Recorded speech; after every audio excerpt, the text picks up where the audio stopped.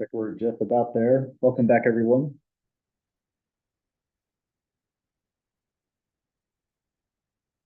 And it's official. Today we'll be finishing off week 5. And next week is kind of a weird week as well. Week 6 has President's Day right on Monday. So we're going to go to a holiday on next Monday, reconvene just a week away from today on week 6. So these weeks are kind of flying because we're not necessarily having a lecture every week, but we'll get back to the normal routine pretty shortly. We finished off section 3.2 on the prior week.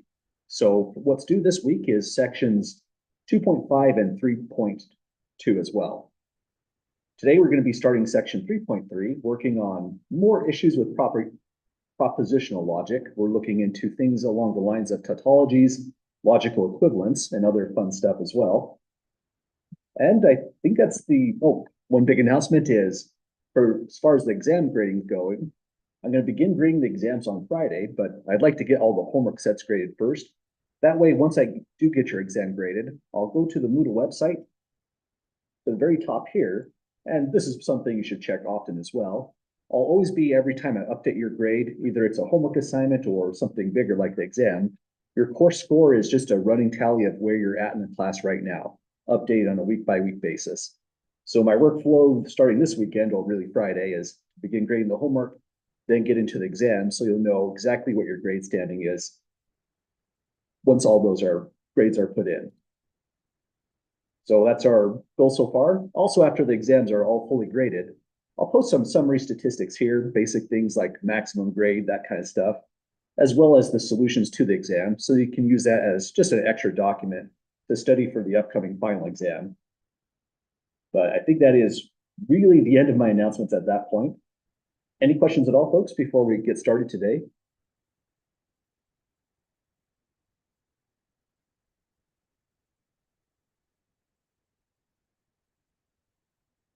Okay, well, let's jump in. For section 3.3, it's an interesting title. It says some extensions. It's extensions to the work we did in section 3.2. And these are the major things we're going to be working at as a computational tool for tautologies and logical equivalence. This is the hard table for P implies Q, but also keep in the back of your mind, I'll call this up as well as we work with them, the truth tables for the negation and the conjunction or the disjunction, and the funny one, the exclusive or. So these will be things that we are probably pretty much going to memorize really, really well since we use these a lot. And really that's the goal in chapter 3, get very familiar with these statements and the logical connectives. So here's where it starts off officially in section 3.3. The big 3 definitions that we're going to be working through on these notes are the ideas of satisfiable, unsatisfiable, and tautology.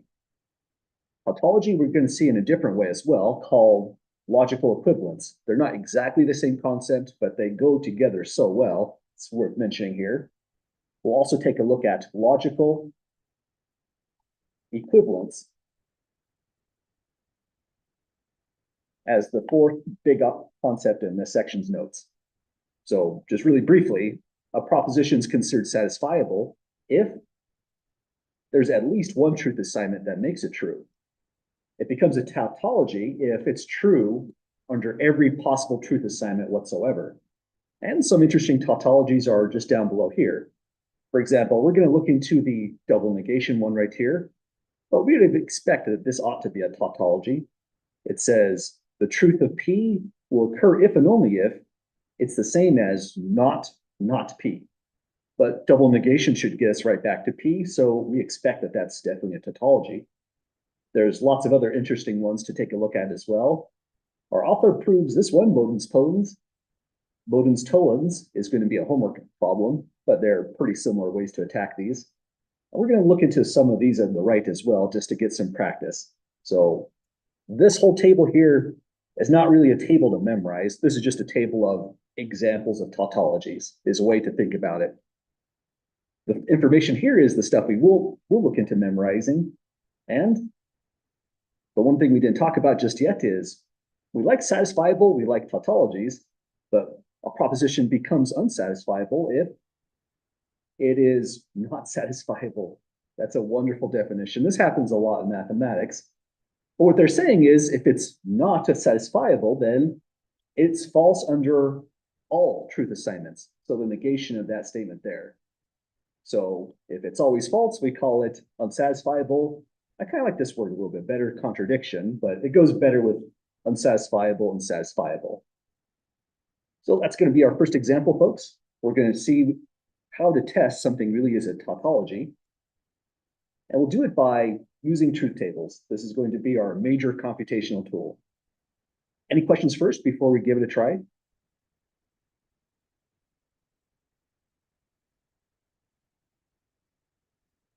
Okay, well, to start this out, we're trying to show that P, if and only if not P is a tautology, which means it has to be true under every possible assignment in the truth table we construct. The truth tables we're constructing are similar to these, but these really just had one logical connective we were looking at, like the not operator, the and operator, and so on. Some of these tables are going to get a little bit more involved, but this is a good one to start off.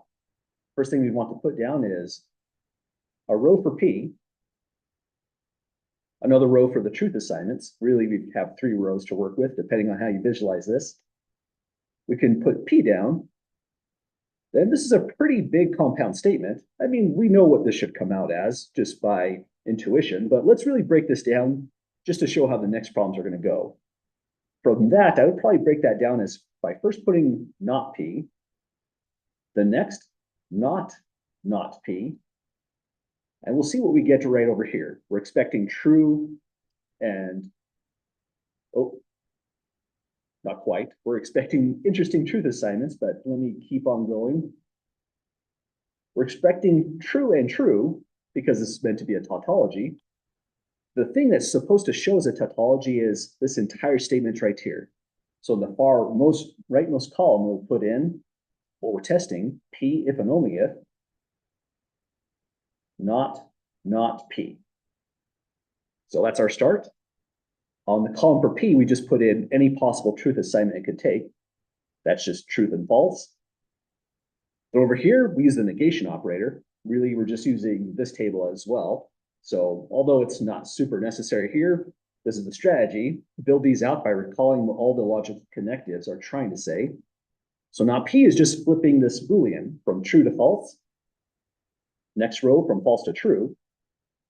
And if we throw another not on it, it's just going to flip it again. So not P means take the not operator of this, false flips to true, and true down here flips to false. And now we make a test. We want to know, let me add a little bit more space here, if this statement down here is a tautology. So this is taking this column, matching up with this column through an if and only if operator, or logical connective. And that's particular one, if and only if, let's see if we did the truth table for it. Oh, not quite. There it goes. The truth table for an if and only if will report as true as long as the assignments are both the same. So we got true here, false on this one because it's saying false implies true if we go left to right, or true implies false right to left. Well, we call that false, and same in this direction. But if it's false both times, we would call that true as well, because the if and only if maintains the logical assignments on both sides. So now compare these. It goes true to true. So on the first entry here, we'll put down true as well. And then recall again, we're going from this column all the way over to this column. It goes false to false. And with the if and only if operator, we would say that's true assignment. At this case, we can say we have a tautology because we have true and true for all possible assignments of P if and only if not P. So we can now, at this point, claim, I'll put this little symbol here as a just fast way to say, therefore, by the work on the left, P if and only if not P is a tautology. That means if we did it, folks, we've found, well, defined tautology up here, and we found our first one, well, verified it, just by operating through the truth table. Any questions at all with that strategy so far?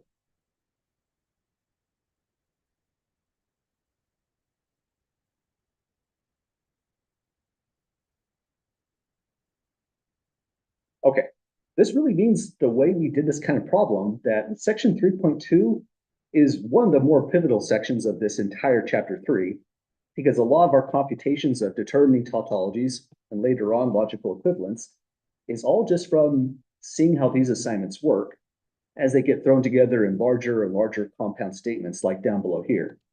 So for the next one to try out next is this one here. So somehow, some way, P and Q implies P is a tautology. Well, that seems like it should be, right? Tautology would say that if this is false, we should expect false over here as well. But if this is true, then P should be true as well. That makes sense because, again, if this is false, then the only way this could come out as false is, well, there could be multiple ways. Sometimes these really take a really careful look before we're totally convinced. And that's the value of looking into this table here. So we're not wondering, is there something we missed? Is there some weird assignment that could give us not all truths, making it a tautology? So let's really just break this one down. Well, we're going to break them all down, but it's good to see why we really need to have to do that. So I'm going to start this time with 3 rows going this way. This is the column for P, column for Q. Now we have a big compound statement. Let's first start with the conjunction P and Q. Then we'll throw in the implication. I'll write it out this way just to emphasize we're taking this whole portion, P and Q, referring to the left column, and now considering this as one big compound implication statement. P and Q implies P. Next thing we need to do is put down all possible truth assignments of both P and Q. Our strategy was make sure we have enough rows. I think we need 4 rows actually. For column P, we go true, true, false, false. Now for column Q, we can alternate false, true, false, true. We usually went true, false, true, false. That's how we did this all in section 3.2. That's why you see these assignments so often. It's not like you can't change this around, but you need all possibilities right here. And it's good to be really very methodical when you do that. If you do it in the same kind of way each and every time, you're not going to miss anything. Now we do this operator, P and Q. P and Q will give us a truth statement if both P, Q are true at the same time. That means this row is the only truth assignment we can put into the P and Q column. All the rest have a false for either P or Q or both, so they would give us false all the way down. So that's column 3. Really, I just grabbed the P and Q truth table from way up here and just dropped in those values. But doing it again from scratch is a great way to memorize those tables. So I would encourage you try to put down the assignments first, then look at the table, see how close you are, and that's a great way to absorb this kind of content. Now next, we're going into the implication. This one's really tricky, and if you look into the truth table, the major thing you want to get out of the truth table for any implication is which row would give you false. If you can nail down the false, you've got everything else because there's exactly one. So any volunteers for saying which row? Is it 1, 2, or 3, or 4 that would give out a false with this implies P?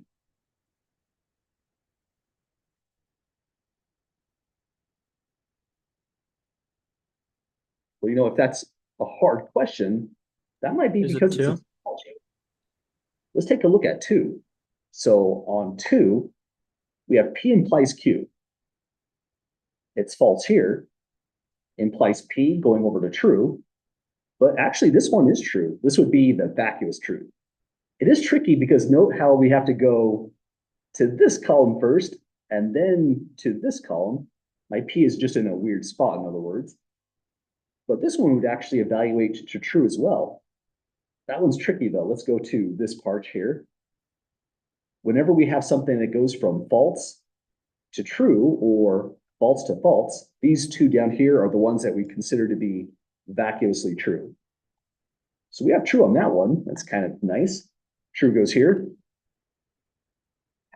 But notice when you look at this table again, let me move this just a little bit better, because P implies, or excuse me, P and Q is taking the role of P entirely in this truth table over here. The only way we could have potentially gotten false is if we will go from true to false. So this is the starting. Every false here is going to give us a true on the right. And the one time it was true, it's a possibility to get false over here, but it went true to true. That matches first row up here.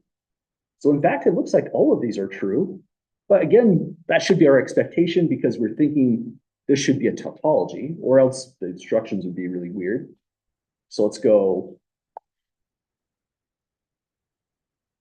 true, true, true, and true.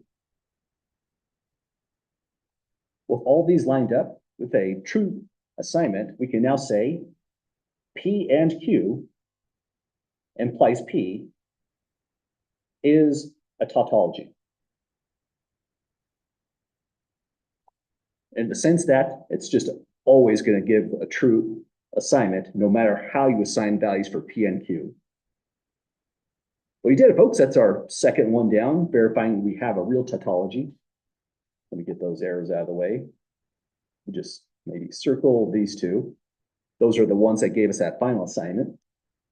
The next one we're going to check is concerning, not because of how long it is. The major thing that's concerning about part C, and there's one like this in the homework assignment, is that there's P, Q, and R. And we need all truth assignments for P, Q, and R at the same time. There's two possibilities for each. So that's 2 times 2 times 2. We'll have 8 rows going down below if there's 3 propositions. There's 4 propositions, that'd be 16 rows, but that's getting a little too out of hand for by-hand computation. The worst this could ever be is 3 propositions, like part C we're about to try out below. So let's give this one a try. It's P, Q, and R, and the statement here is pretty long. The claim is that this is a tautology, but a pretty wild one. Good way to start here is go just with a really, really long row, just build out a huge table. I should mention as well, if you're using digital tools, no harm in doing something like this, just building out a table this way. Go to insert, include a table, or however it is, if you're using Google Docs or otherwise. And this is a great way to just put everything in. You could copy and paste these tables around. I'm avoiding doing that in this lecture notes, only for the sake of, for the people who do write these out by hand. That's a valid way to go as well. We're not trying to do this as fast as possible and leave everyone behind. So I'll do a by hand sketch, but if technology is a great way to lay out these tables, I'd say go ahead and take advantage of it. Now this is the tricky step, trying to do a line. There we go. There's our first row. I need 8 rows altogether. So here's 2, 3, 4,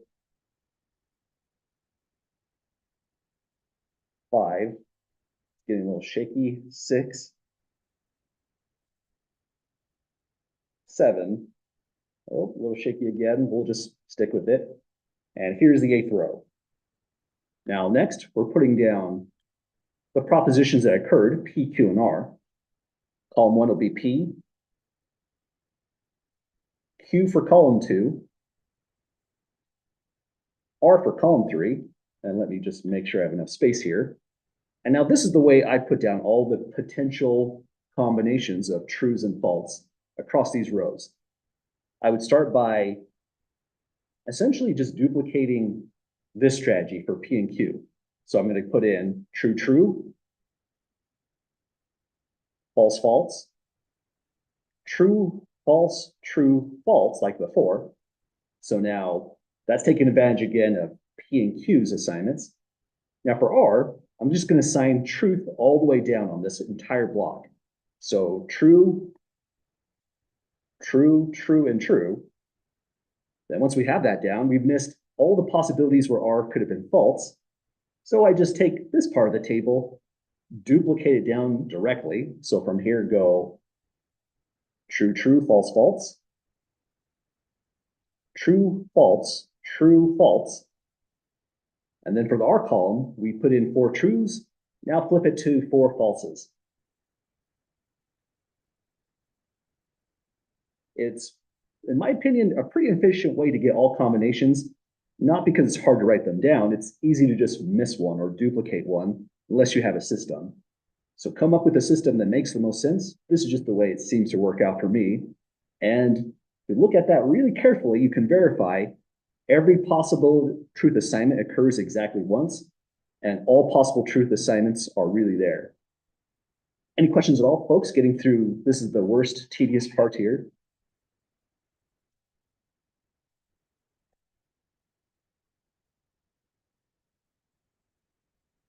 Okay, now let's start to slowly break all of this down. We have a lot of different connectors going on through here.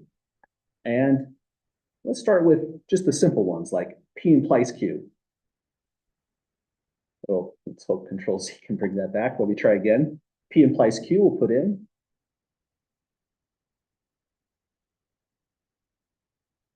For P implies Q, the strategy again is just to indicate the one that will come out as false.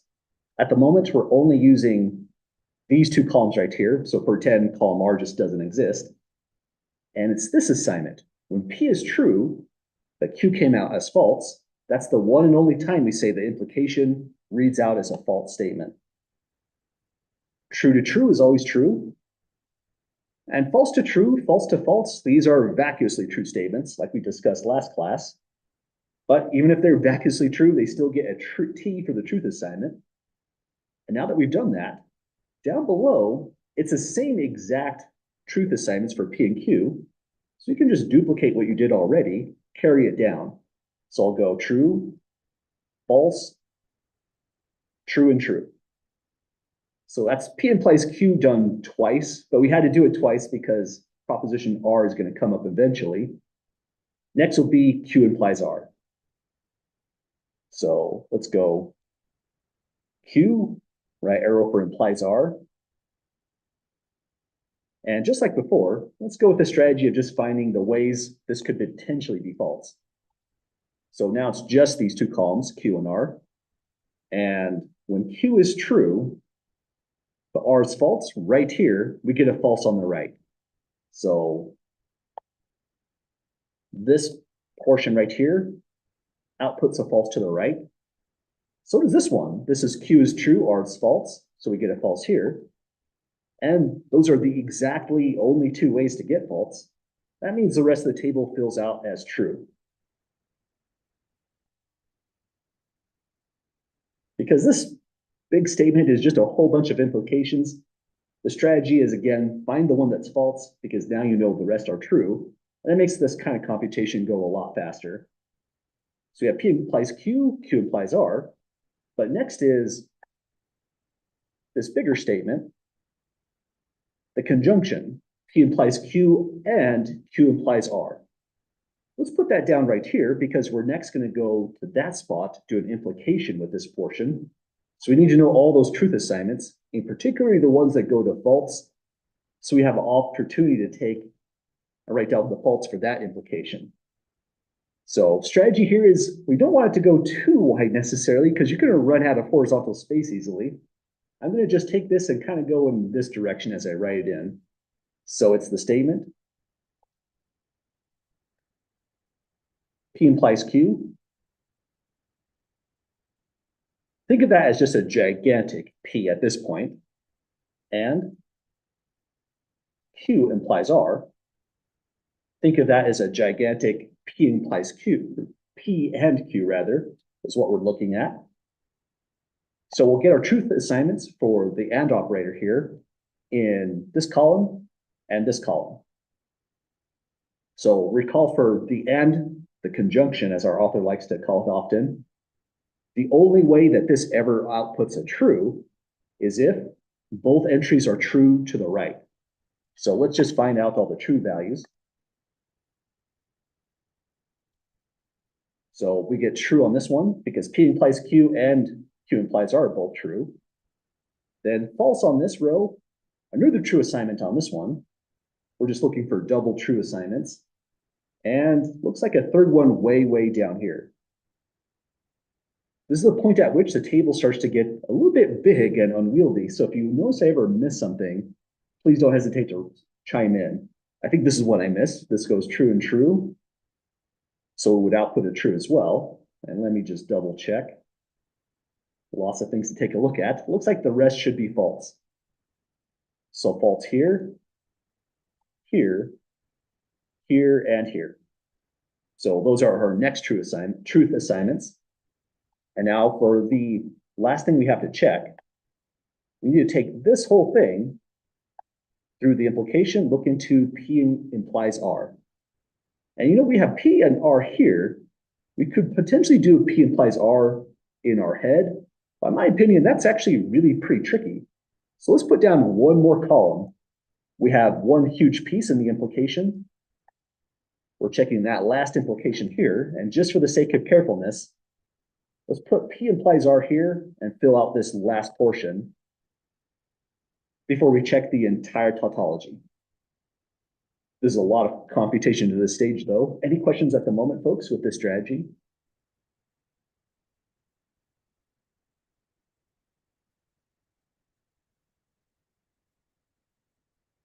Okay, so now for P implies R, we'll go to the P column, the R column, and hunt for the ways this could come out as false. That would be when P is true, R is false. So carefully going down those lines, here's one, we get a false assignment here. This goes true to false, and then true to false again, so it doubles up. The rest of them are false or either true to true. So let me just double check. False and false on those. Looks like the rest of these are going to be true. So that's kind of the nice thing about the implication. It's tricky, but once you spot the two ways to get false, the rest of the table is immediate. We'll just get true all the way down. Skipping the two falses. And that's P implies R. Now, these two are color-coded because we're finally at the huge implication. Let me put in an extra bracket to just signify we're now looking into P implies Q and Q implies R implies, this is the one we're checking next with the truth table, P implies R. Okay, so we need to be on this column over here that's color-coded in blue, this column over here that's color-coded in green.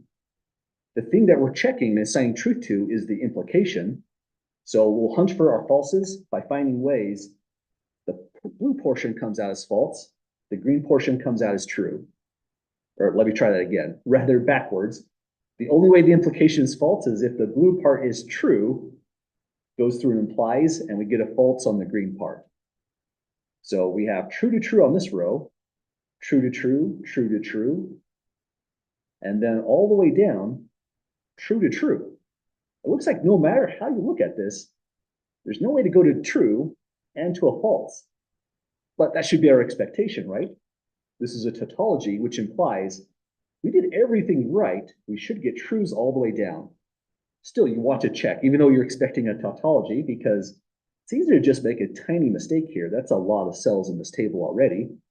So if I did make a mistake and I got a false here, either I copied the problem down wrong, slight change anywhere here could cause a problem, or maybe I just made a small mistake somewhere on one of those implications. But after we check this out, we got true, true, true, true, true, true, and true, and true. So lots of truth assignments. From this implies, I'll say this by referring to as the given statement is a tautology, since this column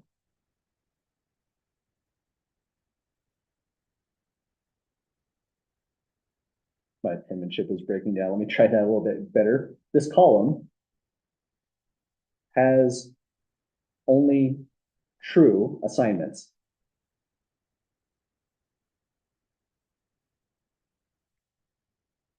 Well, that's so far looking into and working with tautologies. Any questions so far, folks, to this stage?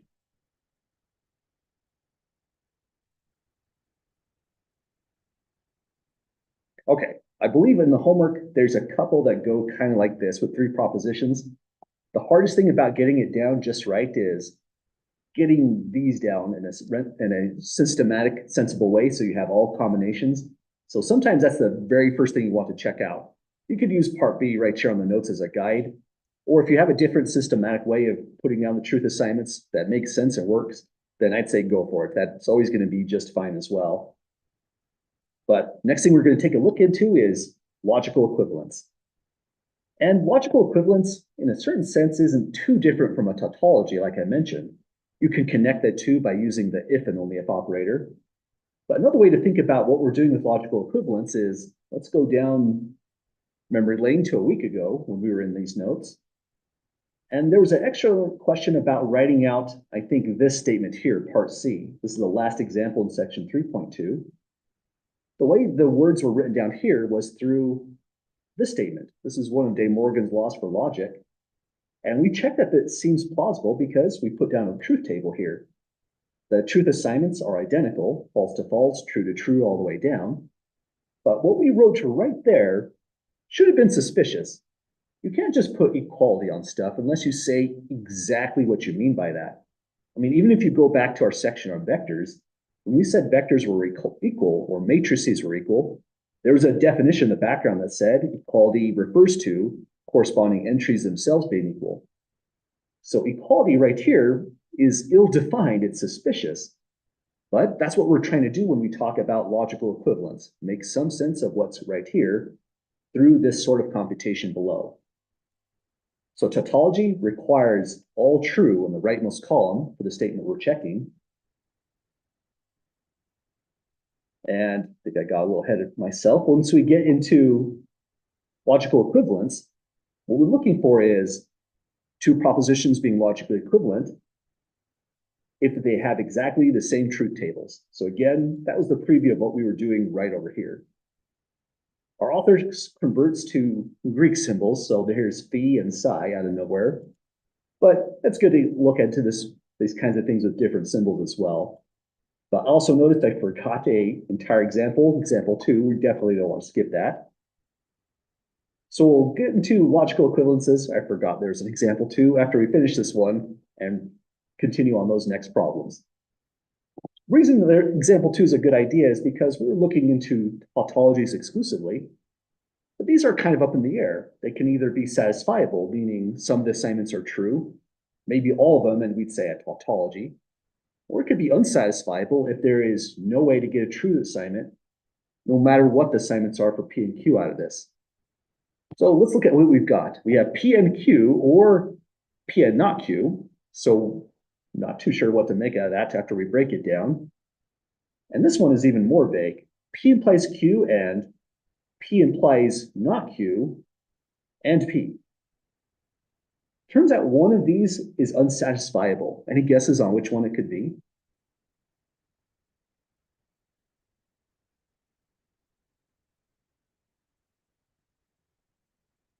Kind of hard to tell just by eyeballing it, right? I would say to me, this one's suspicious. Suspicious, that's the way to say that. Because if you have P implies Q, and then P implies not Q, and you're doing both at the same time, and you want P in there all at the same time, that's using the AND operator 3 times. It's not too different from the truth table I'm trying to find. This AND operator over here, except if you go P and Q and R, you would have to have all true for P, Q, and R in order to get a true assignment. And anything that has a false in it would get you false all the way down. So we're really going to, when we check out part B, extend this table with the AND operator with 3 propositions all at once.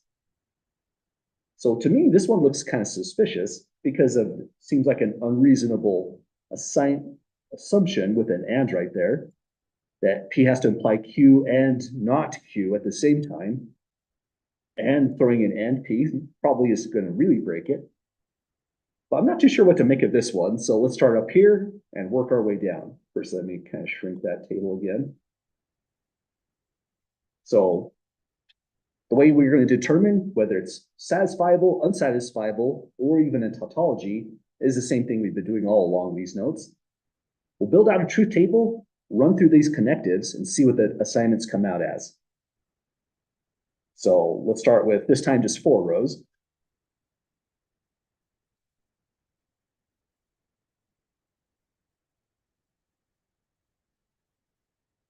We have just propositions P and Q. It's kind of refreshing after the last problem. So let's throw in the standard truth assignments. True, true, false, false. True, false, true, false. That's a weird way to say it. It's not that these are standard truth assignments. It's just the standard way I personally put them down. Now there's a lot going on here. We have P, Q, P, and then it's not Q. Even though you can look up not Q by flipping these around, that's extra mental computation. That could make this whole problem a lot harder than it has to be. Sometimes it's a good strategy to just throw down not Q. Even though it's a fast operation, this really helps out our mind work with a larger problem, this whole thing. So not Q is going to flip the truth assignment to the left and go false, true, false, true. Now next, let's take a look at P and Q. P and Q will evaluate to true only when both P and Q are true themselves. So this is one that has exactly one truth assignment. Once we find it, we know all the rest of them are just going to evaluate to false. So true and then false all the way down. Next one to look into is P and not Q.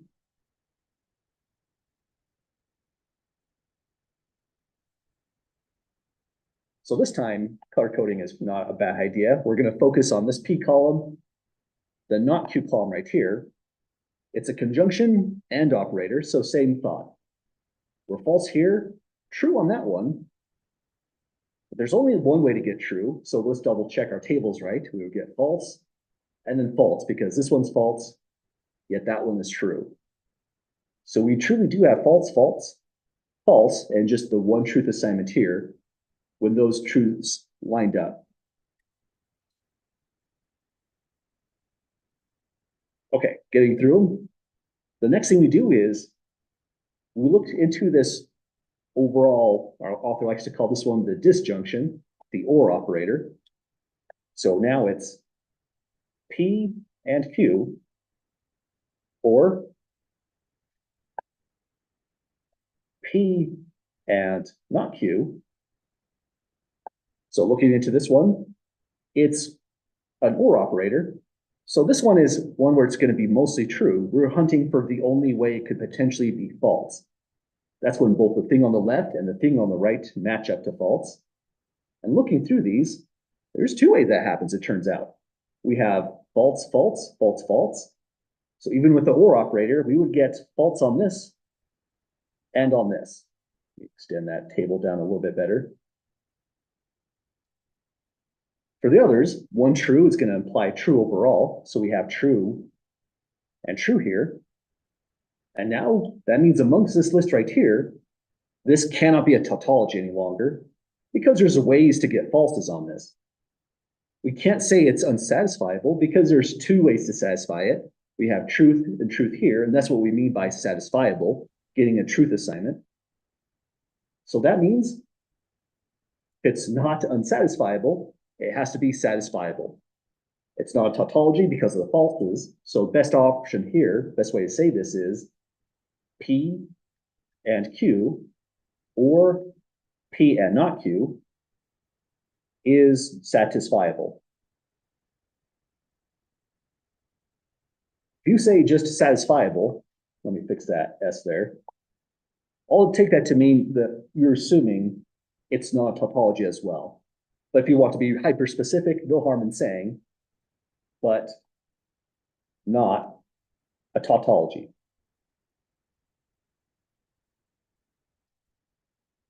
Well, we go one down, folks. This one turns out to be satisfiable. I claim this one is unsatisfiable, but we really have to compute this all to check it out. Any questions so far, though, to this stage?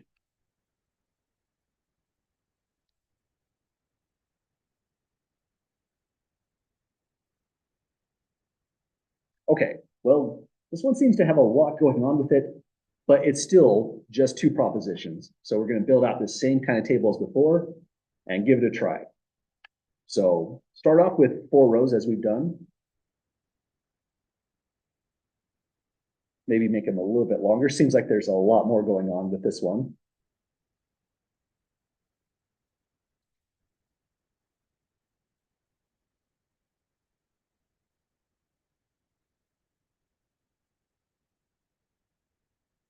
Okay, sometimes building the table is the hard part. And it's worth taking time here because the more organized this is, the easier it's going to be to read off the truth assignments and get it just right. So really, this is just pure organization that we're dealing with. We have PQ, not Q comes up, so this is optional, but for me, this helps out quite a lot to just have not Q ready to visualize with that extra column. Then next, there's a lot going on here, but we have 3 different parts to take a look at. P implies Q, P implies not Q. P is already going to be on the table, so less worried about that one. But let's put these bits down. This will be our P implies Q column. Our P implies not Q column. And for our last column, we're going to do the double AND operators and throw it all together right here. So P implies Q.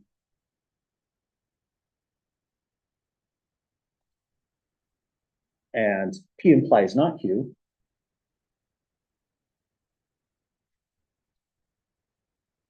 And P. So if this really is a contradiction or unsatisfiable, as our author also calls it, we're expecting false in every single one of these rows. So let's see if that really pans out. First for P, Q, and not Q, let's go true, true, false, false. True, false, true, false. Then the not Q column, flip the assignments immediately to the left to false, true, false, true. I noticed some of my penmanships here are getting a little weird. If it ever comes out like that, we're definitely don't have the right assignment. So I'll try to avoid those kinds of things. Okay, so now we're just using the implication statements to decide the truths of the next columns. For P implies Q, right in this row, we get a false, where truth implies a false statement. Then the rest of them would be true. Then do it again. P implies not Q.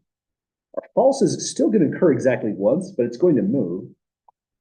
We're looking into this column next and this column. So let's see. Right here, row 1, we go from true to false. And for the implication, that would give us a false right here. That it's true to true, false to false, false to true. This one's vacuous true on the very low end. But all the rest of these would always evaluate to true.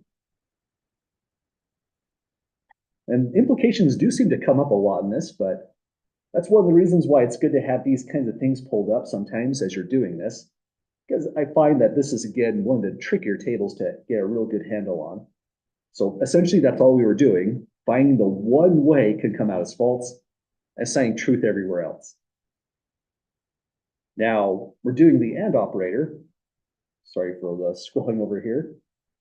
With the AND operator, this one, truth will only occur if we have a match of true on every single one of our rows for the things we're considering.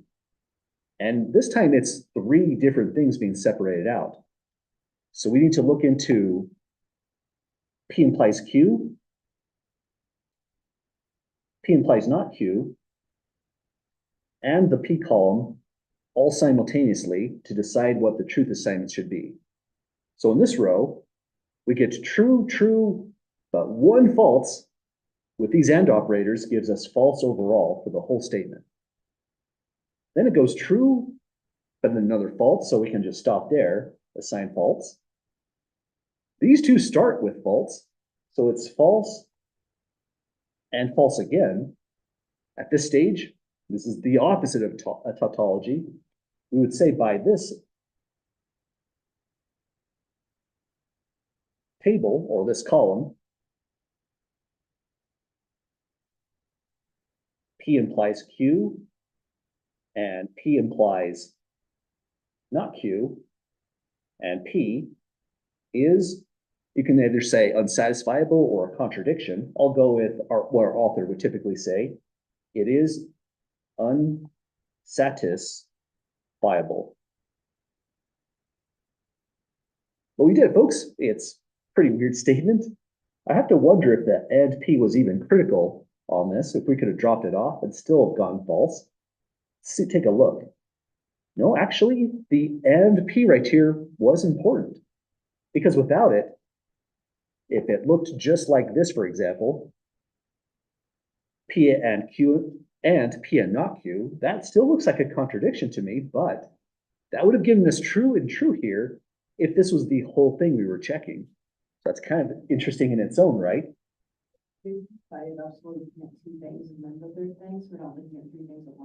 Absolutely. You could, if you want to, put in an extra bracket right here so that you're doing the and on this one first. That would mean you'd have a column that goes like that. Just check the truth assignments on this. Then put the whole thing right over here where now you're just adjoining the extra and P. This would be just one big proposition altogether. So yeah, that's a great way to go at it as well. Other questions so far?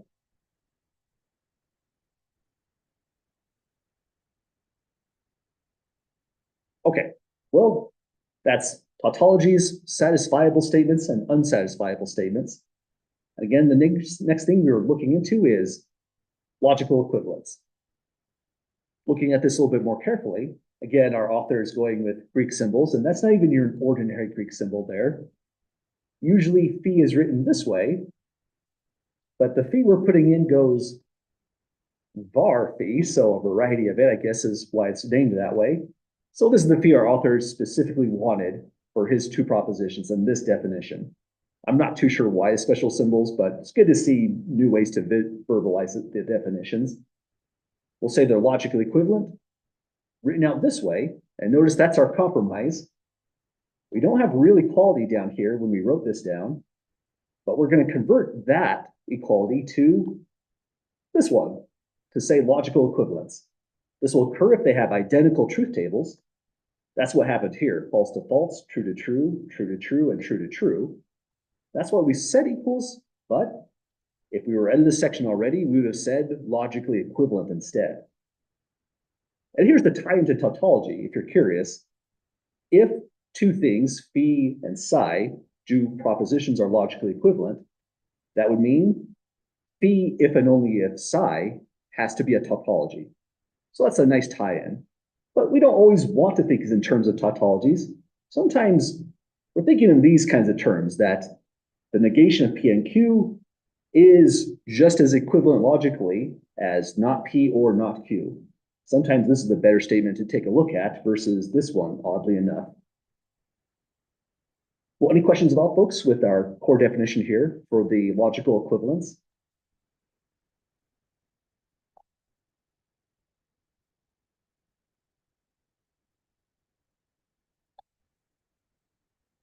Okay, well, let's give this a try then for example 3.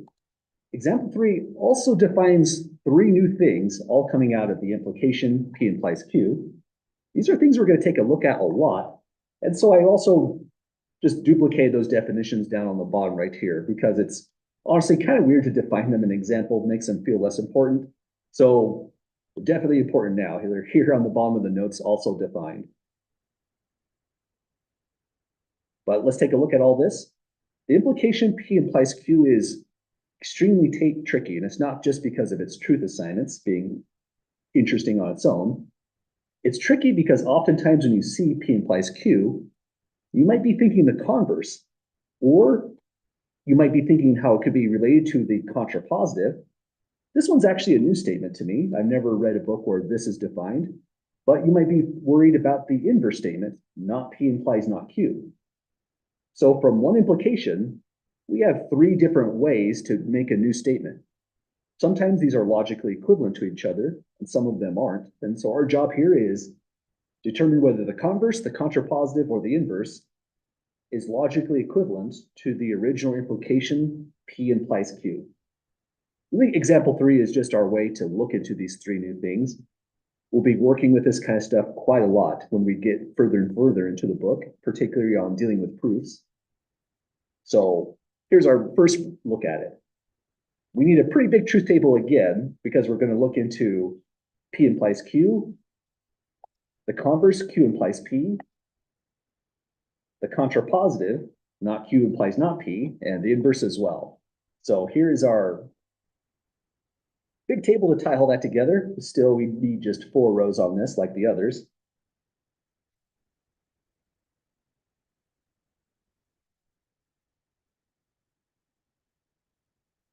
My hand gets a little more shaky as I go with this, it seems like.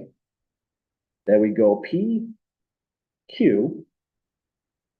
Notice it's not a bad idea to throw not Q, not P in the mix as well. Let me just go in order, not P, not Q. This just depends on how you like to compute with your truth tables. For me, this helps so I'm not doing extra computation in my back of my mind. But if you're good with just P and Q and visualizing not P and not Q, you might not need these columns. It's all going to be mostly based off how it's working for you. Let's go standard assignments, true, true, false, true, false, true, false, true, false. Then flip them. So here we'll have false, false, true, and true. For not Q, we have false, true, false, true. It's weird. The more you write false and true, the harder it gets to write. It's like your hand gets a little bit lazy, I guess. Now, next up, Q implies P. Well, maybe before putting that down, we're comparing them all against P implies Q.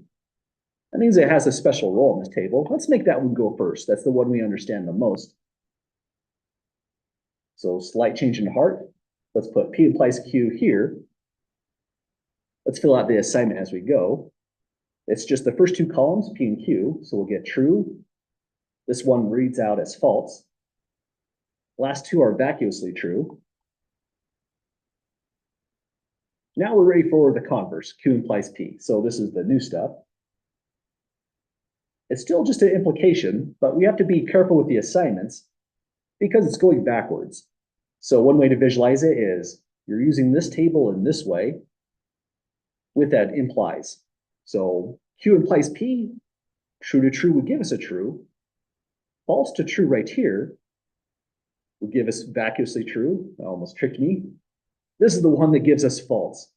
If Q implies false for P, we would output false on this entry right here. Does that make sense to folks so far?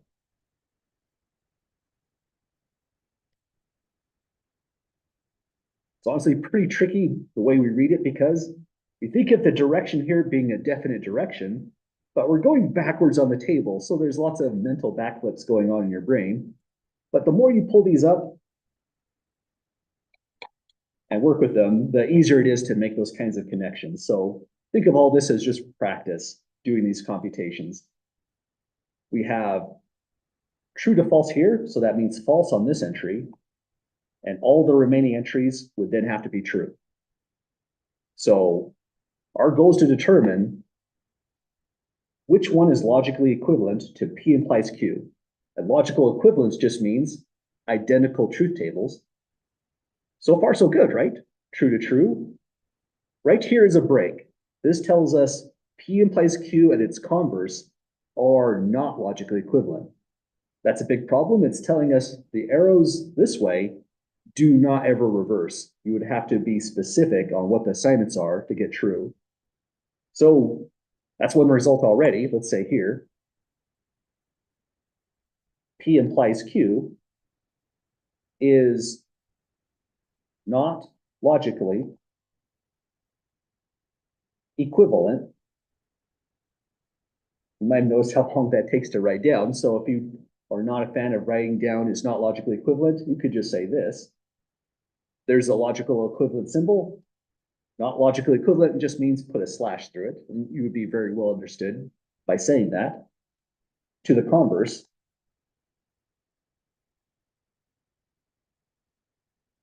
Q implies P. So these are really totally different kinds of statements in that sense. Well, let's go up to the next one. Not Q implies not P, the so-called contrapositive. We'll be later on doing proofs with these kinds of things, but maybe a good comment right now is that proof by contrapositive, or sometimes people say proof by contraposition, is not the same as proof by contradiction. That's somehow really easy to get mixed up in our head because they just sound the same, but these are totally different kinds of proof techniques. So the moment we get that separated in our mind, the better off we are. Now that we have that out of the way, let's put down the contrapositive. Not Q implies not P. That means we're going from here down over to here. The implication is going that way, so we're reading the implication backwards as well. If we had the forethought, we might have put to not Q first, but I didn't think that far ahead. Let's just be careful once again. False to false would give us a true, but true to false is an automatic false for that implication. So we'll drop down.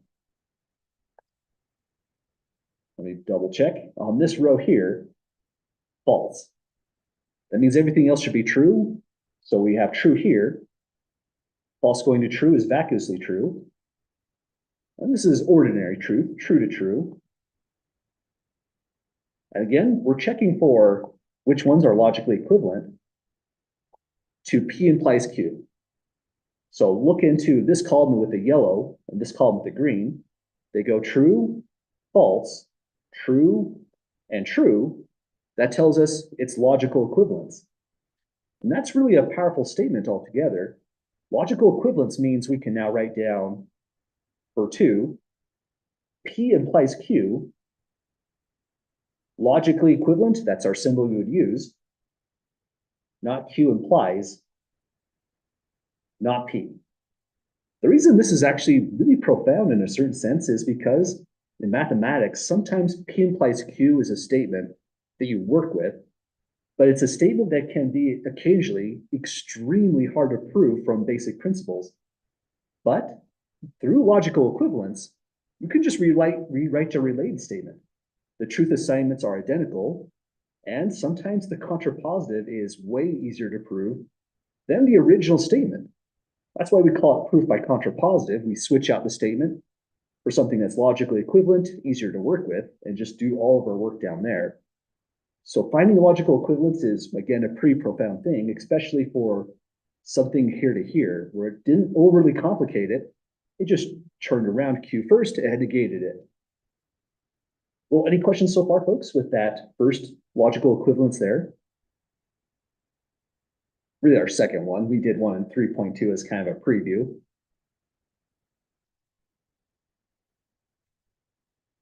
Okay, well, that takes us to, for me, this is kind of a confusing one, not because of the way that this comes together. It's a weird one because I've never heard it defined as an inverse before. Anything given a name like that is always for a good reason, so I'm pretty curious how our author uses this as it comes up. So the inverse of the implication P implies Q, sort of like the contrapositive, right? It's the converse of the contrapositive. You just switch it around and do not P implies not Q. And that means we're looking into these two columns right over here. Not P to not Q. The direction is going in the ordinary way, so we don't have to worry about any mental backflips there. Look for the true going to false. That's the entry right there. So over here, that's the only way to get a false in the truth assignment. The rest of them should be true, but you know, oftentimes I vault to just double check. Because if I did get a true, if I did get 2 falses or more, that's just an indication maybe I made a mistake somewhere in this table. So it looks like everything did check out. We have true, true, false, and then true. Now we're comparing all of these three right here against P implies Q. And let's check these out. We're in this column and the far right column. So far we have true to true, so that means it could be logically equivalent. But already in row 2, there's a break. It went from false to true. That breaks logical equivalence, so we'll say the implication P implies Q. You can say the whole statement is not logically equivalent to, well, let's use our fancy symbol. There we go. We just said P implies Q is not logically equivalent to the inverse, not P, implies not Q. So it looks like it's all about the contrapositive. This is the only one that is truly logically equivalent to the original implication P implies Q. Well, any questions at all, folks, with finding that logical equivalence there?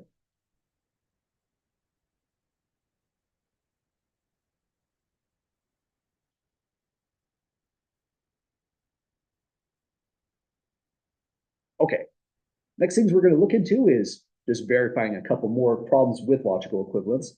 Looks like we're just about at the end of the notes. So here's our last problems. Starts off with a huge table, but again, the purpose of this table is not to try to memorize this. This is just another screen clipping right out of the textbook. And it gives us a lot of logical equivalences now. Notice the alternate form of equality there. Some of them have interesting names. You might have seen this if you've taken linear algebra, idempotent and nilpotent matrices. Looking at this, for the idempotents, it says P or P, logically equivalent to P, and P is logically equivalent to P. So those are interesting logical equivalences. There's some work we'll do in the homework problems verifying associativity. And that's really important based off what we said before. This was an earlier question about dealing with this. Notice I said, yeah, you can break this up by putting a bracket here and just checking out this one. The only reason that actually works is there's an associativity property that works with these logical connectives. So that strategy hinges on the fact that way down here, these are actual logical equivalences here that you really can't put parentheses or brackets, if brackets make more sense, around these operators, either which way you would like, and still get the same assignments out. That's kind of nice as well. Here's the De Morgan laws for logic. I think one of them is assigned as a homework question. And what we'll be doing is looking into this one. I think this is a fun problem in an interesting sense because the implication P implies Q, it's a confusing one. We've seen it in a lot of different ways. Now we're looking into its converse, its inverse, its contrapositive. And so in spirit, we should say, what is this doing? It's negating an implication. Not too different from negating an or statement and getting a conjunction and statement with not P and not Q. Not too different than negating an or statement, for example. And my claim is that if you negate P implies Q, you get P and not Q. These are logically equivalent. Sorry, I'm having trouble with my window there. Let's give it a try. It almost seems unbelievable in a certain sense, but if no typos were made, that really is a logical equivalence right down below there. First, any questions at all, folks, with the statements above? Again, not stuff you would have to memorize for an exam. Okay, well, let's check out if this is really true. So first we have just P and Q. That means 4 rows is going to do the job. There's a lot of stuff here, so let's make our table extra wide just in case we need the space for computation.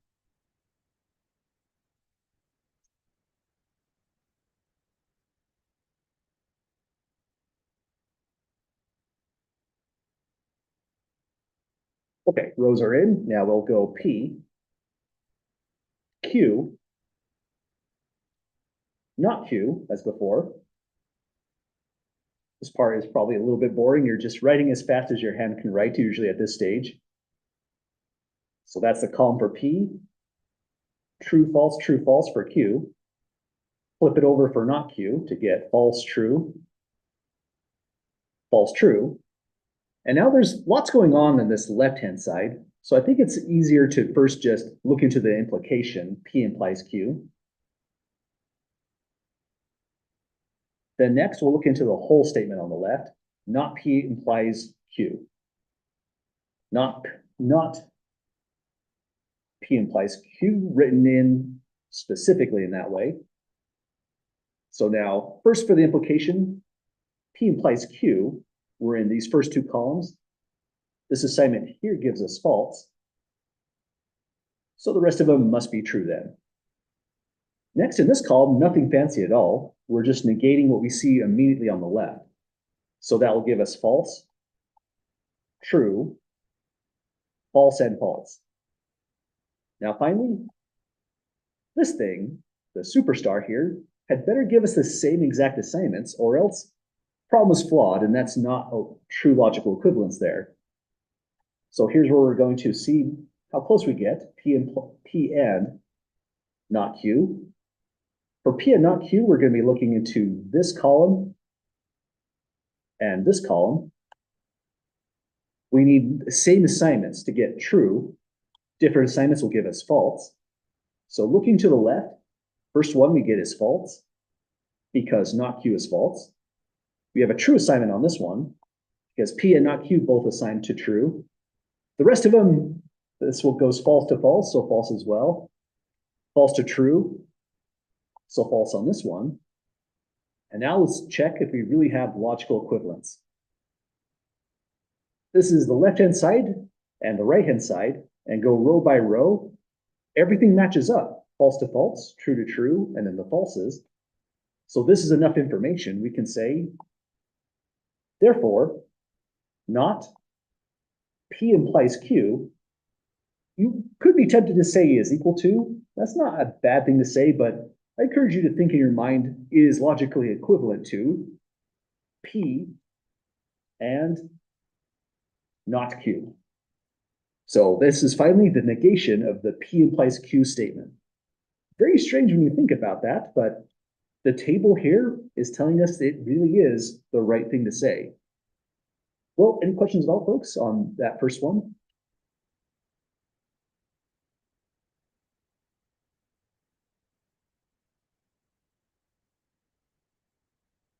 Okay, so that's logical equivalence in a nutshell. It has really great ways for us to just take something that's complicated, like say this, replace it for something that might be less complicated, depending on the context. So looks like this next one will be our last one for the day. Yes, just down below is just some of those important results restated. And the last one for the day involves P, Q, and R. I think you have to do this twice in the homework assignment, so we're doing it twice in the notes as well. Let's give this last one a try. Let's take a look at it too. It's saying P and Q or R is logically equivalent to P and Q or P and R. That's an interesting statement. Let's maybe go back up to the notes before we finish this one off, because this is really a distribution. That's why this is called a distribution of and over R, or over n are the distributions. Here's how it's visualized.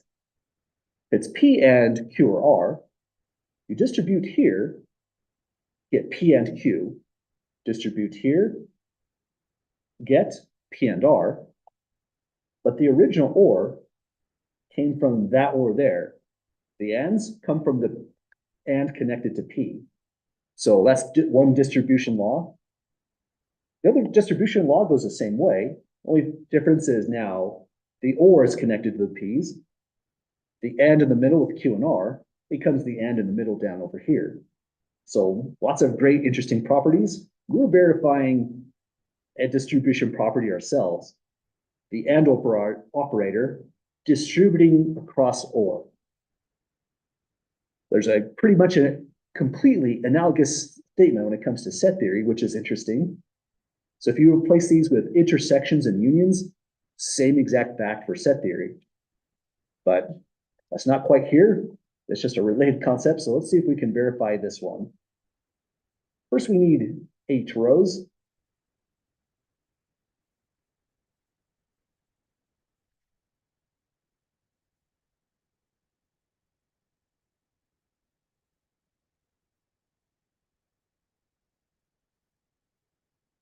Looking at the clock while I draw these out does not help with accuracy. I lost count too. 1, 2, 3, 4, 5, 6, 7. And here's the last one. Okay, next we have P, Q, R. And for our truth assignments, I'll go true, true, false, false, then duplicate. True, true, false, false. So this is the same strategy as we saw the last time 3 propositions came up. For Q, go false, true, then just duplicate it again, false, true, false, true.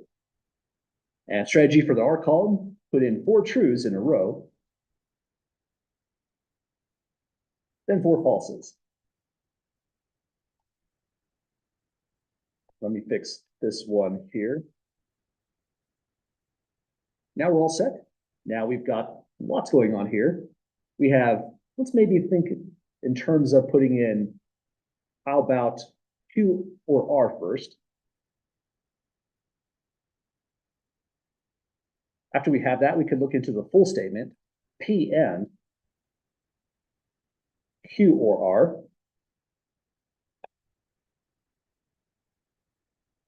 Then we'll do the same kind of thing on the right-hand side, but these would be the first ones we want to take a look at. And as I'm watching the clock on this, I feel like we could get this done in about 3 minutes, but that's going to be really writing fast. Probably not the best experience. I think it might be a bit wise for us to come back to this one. When we come back fresh, a week away from today after the holiday, this would be a good one to come back to. Does that sound right to folks to end on this one so far for time considerations? Okay, I know we've ran over a couple times too, so I think we can consider this trying to return the time balance back to 0. I'm going to push the assignment as well since we didn't quite get this one done today. And we definitely don't want to rush through this kind of table. That's not going to be supportive in the homework. So when we come back a week away from today, we'll finish off section 3.3 and move into section 3.4. Well, any last questions at all, folks, before we call it a night?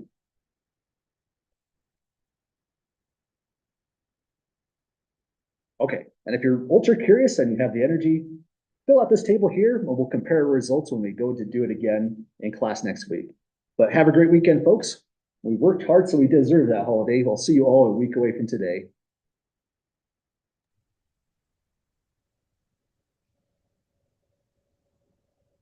Thank you, Professor. You bet. Have a great one.